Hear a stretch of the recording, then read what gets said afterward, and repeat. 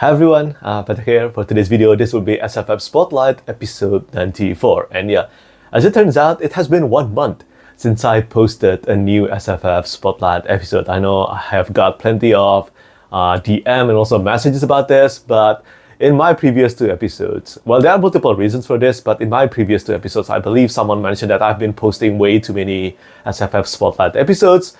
And also, I wanted to take a little break from content creation. I think some of you actually noticed that I have posted only 3 videos within this month, which is very low for me. So yeah, these 2 reasons are basically why SFF Spotlight was, well, backlisted for 1 month. But I believe, starting from now, it will be back to the usual schedule, meaning that every 2 weeks, I'll be posting 1 episode. That's the plan anyway, but with the soon to be born baby, we'll see whether that will continue or not. But anyway, if this is the first time you're watching this segment on my YouTube channel, this is a series of videos where I usually talk about new book news, new cover reveal, new Kickstarter campaign, new special edition, and also sometimes new, well, other mediums in the adult science fiction and fantasy genre. And for today's episode, for the first segment, I'll be talking about Kickstarter campaign. I only have 2 Kickstarter campaign to spotlight today. And for the first one, this will be A Deadly Education by Naomi Novik, Wraithmarked edition.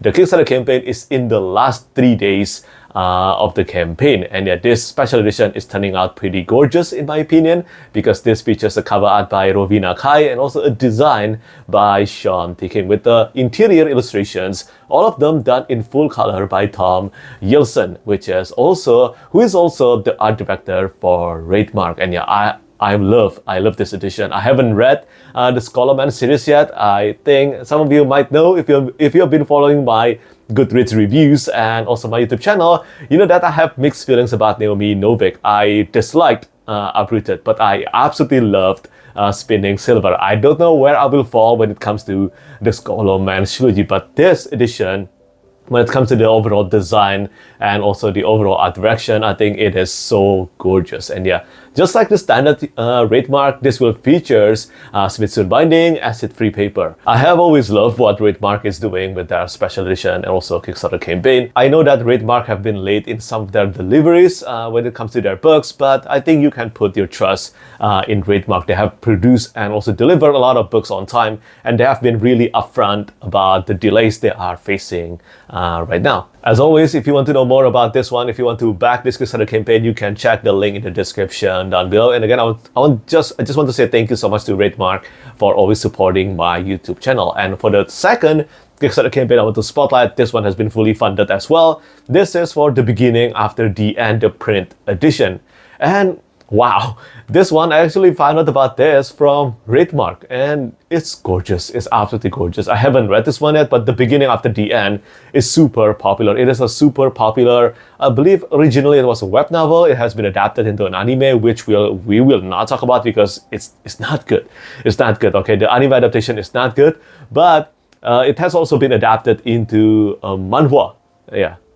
And it's amazing. The manhwa is great as well. I have read only a few chapters and I really liked it. I will be continuing with either the manhwa or the web novel, or maybe the print edition, which is this Kickstarter campaign. So yeah, the Kickstarter campaign is still ongoing right now, but yeah, it is gorgeous. Look at the slipcase and also the overall design going on into this one. Although I haven't read the novels yet, so I still don't know the quality of the prose, but this is a beautiful edition, and look at the number of funding. You can probably tell that this is a very popular series, even if some of you probably haven't heard of this one. And as always, you can check the link in the description below to check the Kickstarter campaign.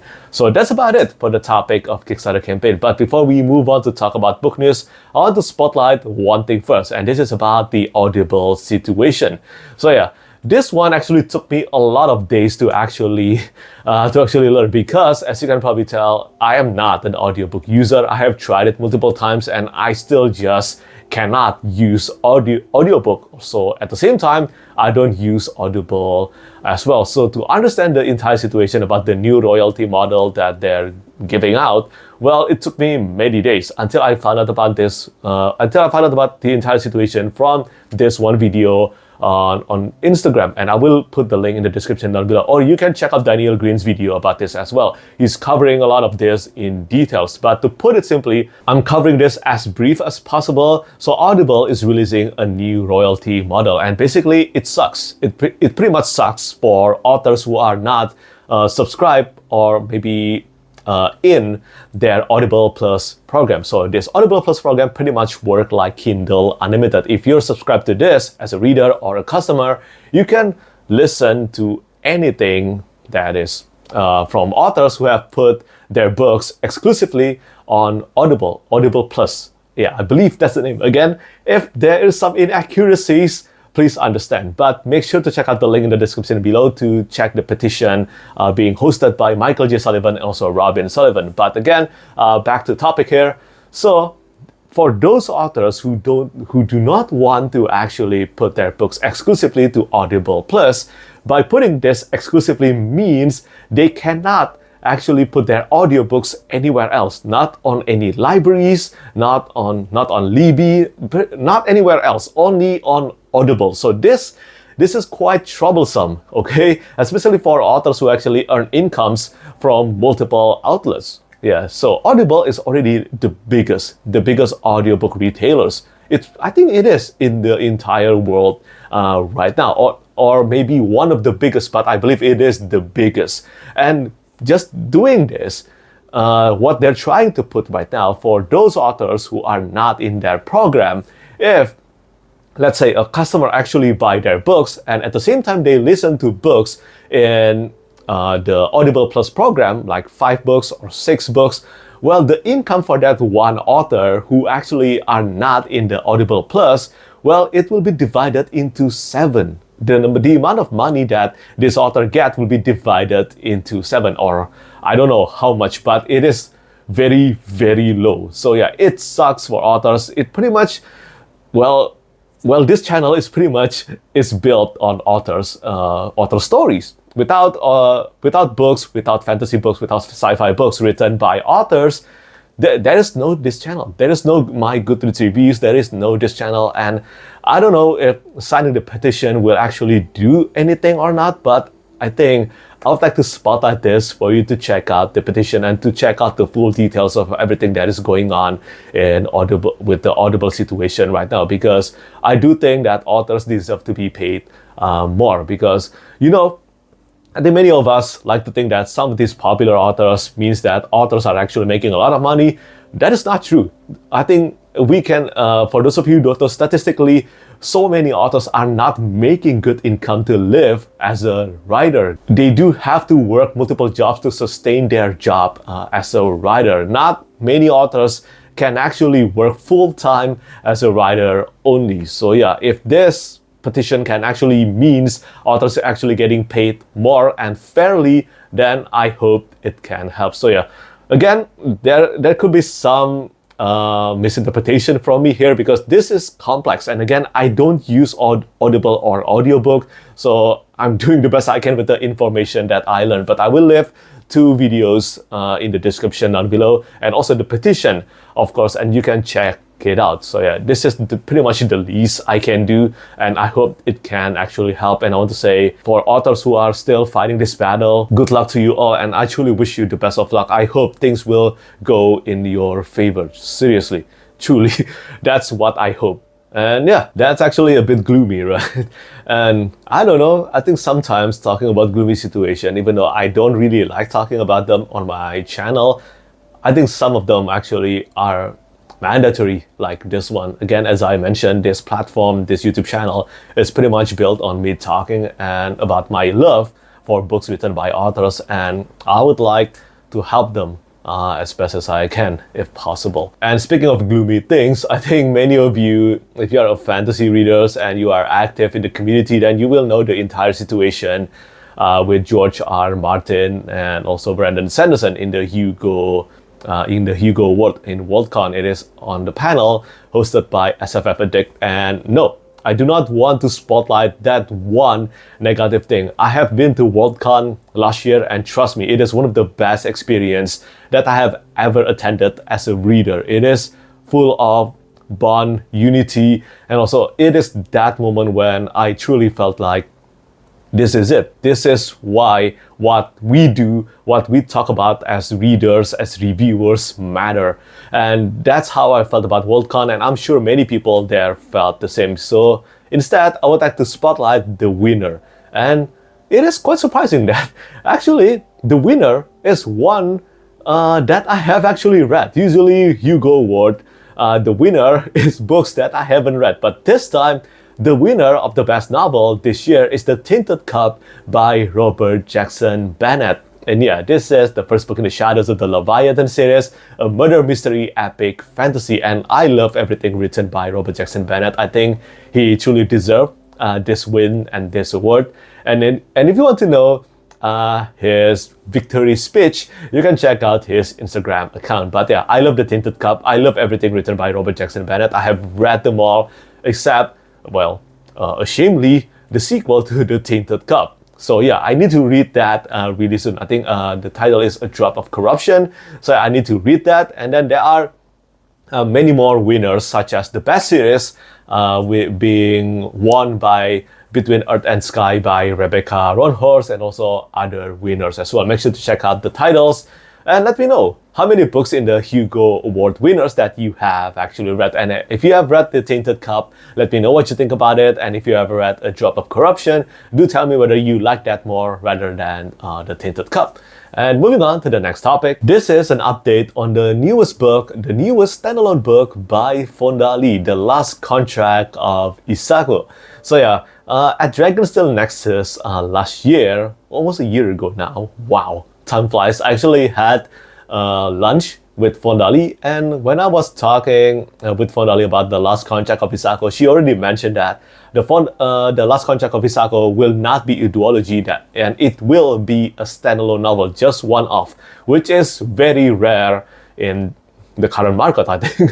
And I am always up for a great standalone novel, and yeah. But the news is that The Last Contract of Isako is not being released this year. It is being released in 2026, June 2026. And as a big fan of the Greenbone saga, pretty much everything in the Greenbone saga, the main trilogy, and also the two novellas, and also Untethered Sky, which is not related to the Greenbone saga, but I have been a fan of everything written by Fonda.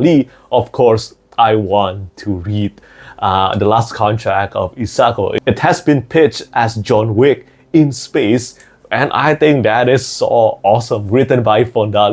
And yeah, I will be reading this one as soon as possible. Once the advanced reading copy, the ARC, actually hit my inbox or my home, I'll be reading it immediately, no question about that.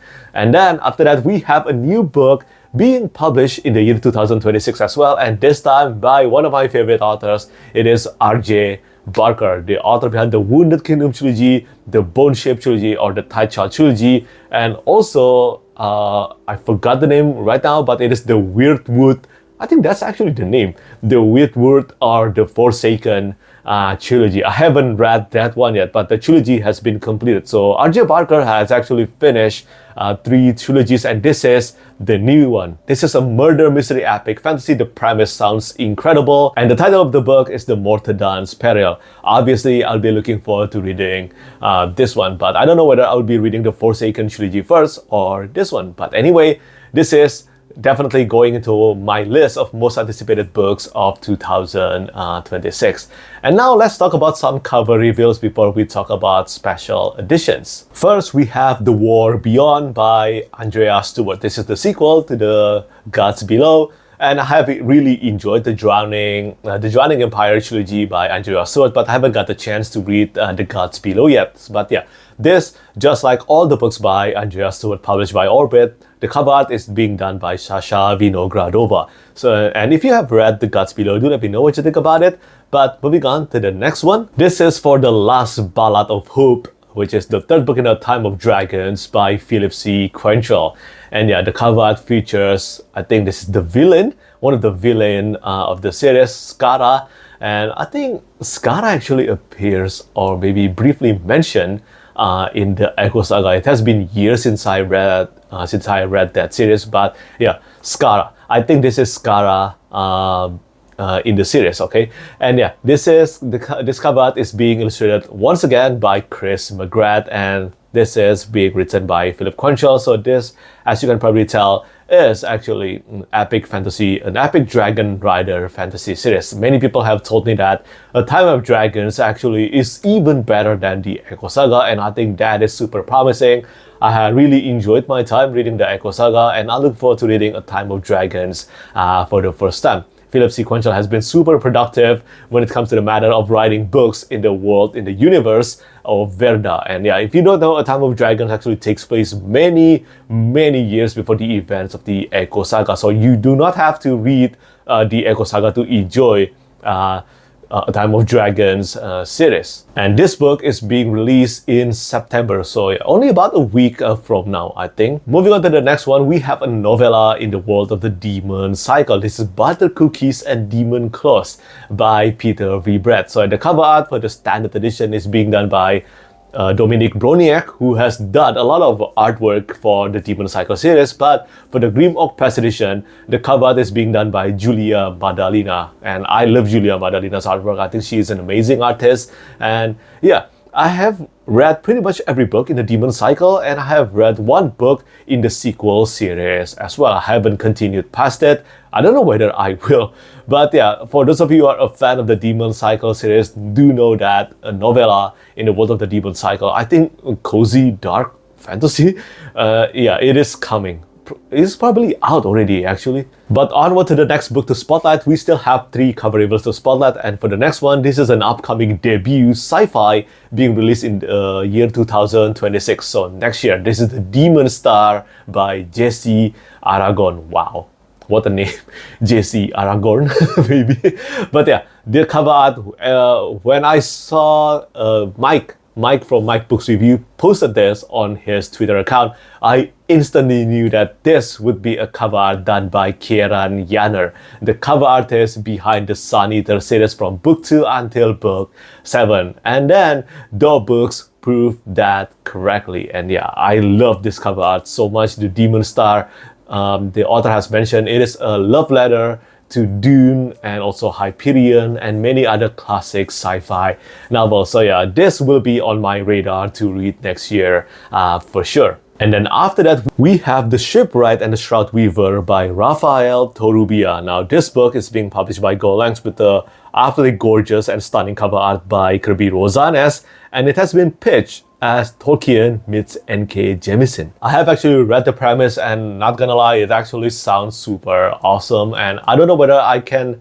actually have the time to actually read this one when it's published, but I will try my best to make the time for it. And then finally, the last cover reveal I want to spotlight with the cover art by the legendary Tommy Arnold. This is for a book by Rebecca Roanhorse, Rivers of Bones and Other Stories, being published by Saga Press. And as you can probably tell, just like The Paper Menagerie and Other Stories by Ken Liu, this is pretty much a collection of short stories containing stories from Rebecca Roanhorse, many series or many books.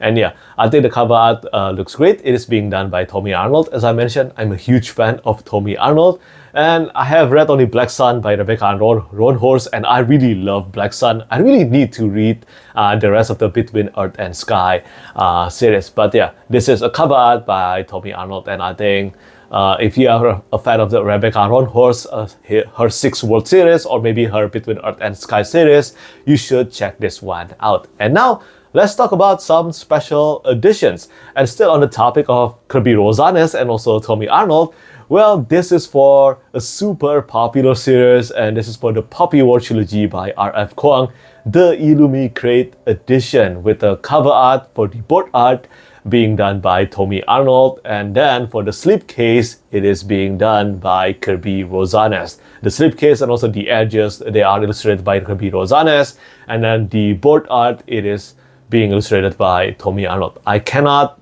praise this special edition highly enough. I think it looks absolutely stunning. And after LitJoy Crate, and now we have the Illumicrate edition, well, let me know which one you actually like more, the LitJoy Crate edition or the upcoming Illumicrate edition. I think both of them looks absolutely gorgeous, and as we can probably see, they are going all out. Both the Joy Crate and also Illumicrate are going all out on the special edition of the Poppy War trilogy. And then still on the topic of special edition, we have The Children of Time by Adrian, the gold edition by Orbit Books.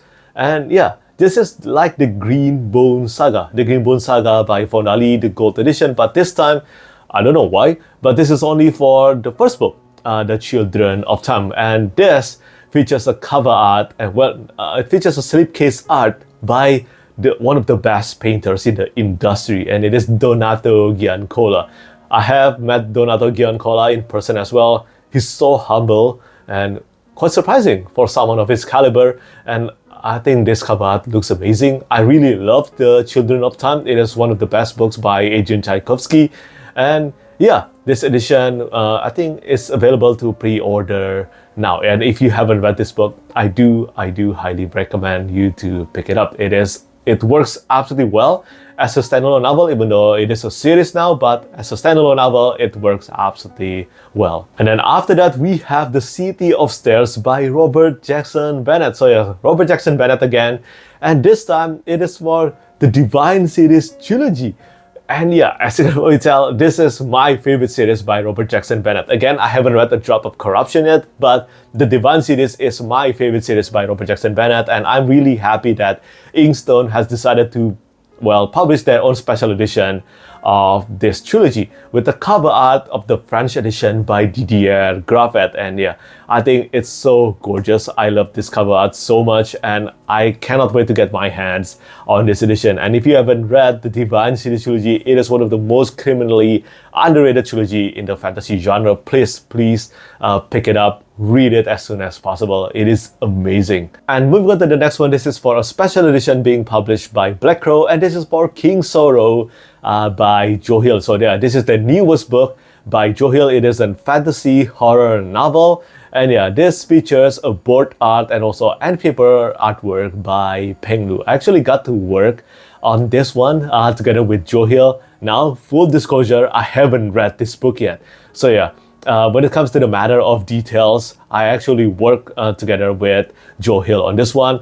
Joe Hill provided all the details, and I pretty much work on the composing the design together with Peng Lu. And I think it turned out quite good. I am actually super interested to actually read the book now, as you can probably see here, King Sorrow by Joe Hill. And yeah, it is available to pre-order, I think, really soon. But yeah, speaking of Peng Lu, I think it is time to talk about Malazan Book of the Fallen, the Broken Binding Edition. Malazan Book of the Fallen by Steven Erikson. I have been waiting for all the details to come out before I talk about this on my YouTube channel, and now I can finally talk about it. Well, a bit anyway. So yeah, the cover art is being done by Felix Ortiz, and this time by Peng Lu as well. So originally, this cover art of Midnight Tides by Peng Lu was supposed to be the end paper, but when I worked on it together with Peng Lu, I worked with the mindset that I wanted this to be possible to actually work on as the cover art. And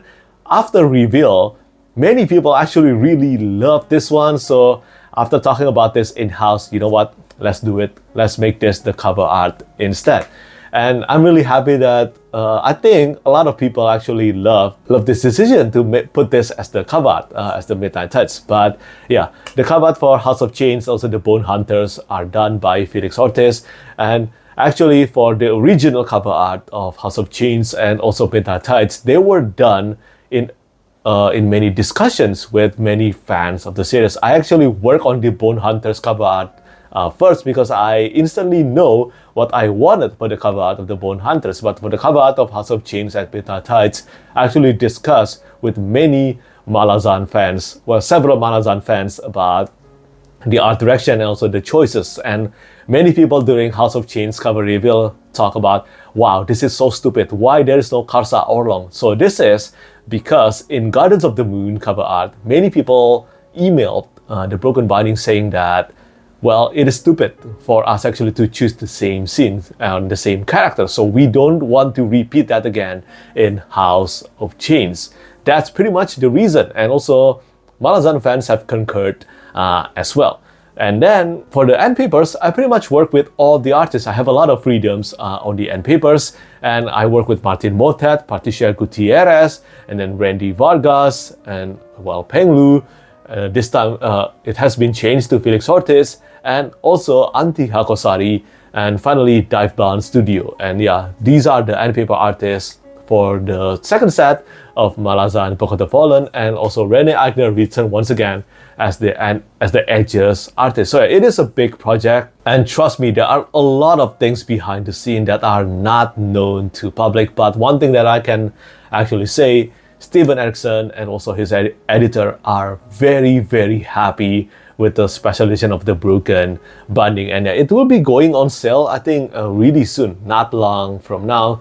And yeah, I hope many of you Malazan fans will be happy with this edition. And Steven Erikson cannot sign the second set of the special edition, understandably, because the first set actually took a lot out of him, and we actually feel really bad about that. So yeah, I hope many of you can understand the situation.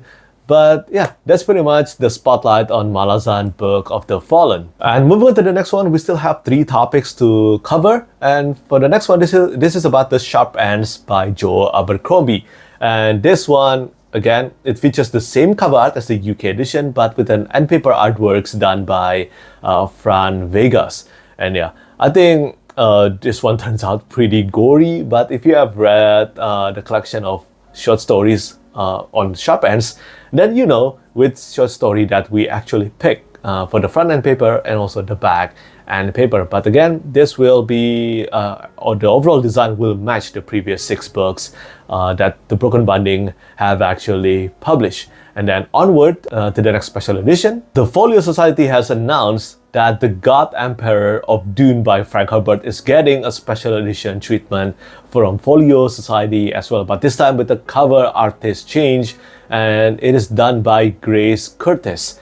And yeah, the first book is being done by Sam Weber, the second and the third book is being done by Hilary Clark, and somehow they all still match. And although I haven't read the series past Dune, I think I will definitely get myself a copy of this book as well. And for the next book that I want to spotlight, this is again for The Lord of the Rings by J.R.R. Tolkien. You know what? When it comes to this series, it will always constantly get a new special edition, and this time it is not an exception. It is getting a new illustrated clamshell edition, and it has been pitched as the Ultimate Edition, but again, the Ultimate Edition has been actually mentioned for the previous illustrated special edition, the newest one from HarperCollins. And I believe this one, this clamshell edition, features the exactly same 3 books, but this time it is with a clamshell instead of a slipcase. At least that's what I know so far. I don't actually I cannot actually confirm whether this is accurate or not, but I think this will be true. I don't know whether this is the true Ultimate Edition of The Lord of the Rings or not, or maybe there will be another Ultimate Edition, but I guess we'll find out. But the artist, of course, will be the iconic Alan Lee. And finally, for the last topic of today's SFF Spotlight episode, this is for the 2 new special edition announced by Conversation Tree Press. And for the first one, this is for The King of Elfland's Daughter by Lord Dunsany, with the illustration done by Annie Stack. And then another one just announced. This is for Every Man's Guide to the Tower of Babel by Josiah Bancroft, with an artwork illustrations by Julian Delval. Julian Delval also did the Conversation Tree Press edition of Tigana, and I'm happy to see he's back once again to do the illustration for this one. I think he's the right fit for the Books of Babel series by Josiah Bancroft. And this book, The Every Man's Guide to the Tower of Babel, will be released in 2026, and The King of Elfland's Daughter will be released in 2027. So it is still a while, but if you're interested in getting yourself a copy of this super high quality and expensive fine press edition, well, make sure to save up for these 2 books. And yeah, that's pretty much it for today's episode of SFF Spotlight. That's a lot of topics. That's more than 20 topics that I actually talk about in today's episode. And Again, I will try my best to actually maintain the 2 weeks per episode schedule. Let's see whether that's possible or not. But again, I just want to say thank you so much to all of you who keep on supporting my YouTube channel. I know that this year has been a bit weird for my YouTube channel. I have taken a break plenty of times, but I think I must do that because life just keeps getting busier and busier. But again, there's nothing else to say. I just want to say thank you so much to all of you who keep on supporting my YouTube channel. Truly, it means a lot. It means more than you can imagine. I truly appreciate your passions and also your support. And yeah, as always, do let me know what you think about everything that I talk about in today's episode of SFF Spotlight. As always, thank you so much for watching and thank you for support. Bye bye. Lastly, I want to say thank you so much once again to all my patrons who keep on supporting me.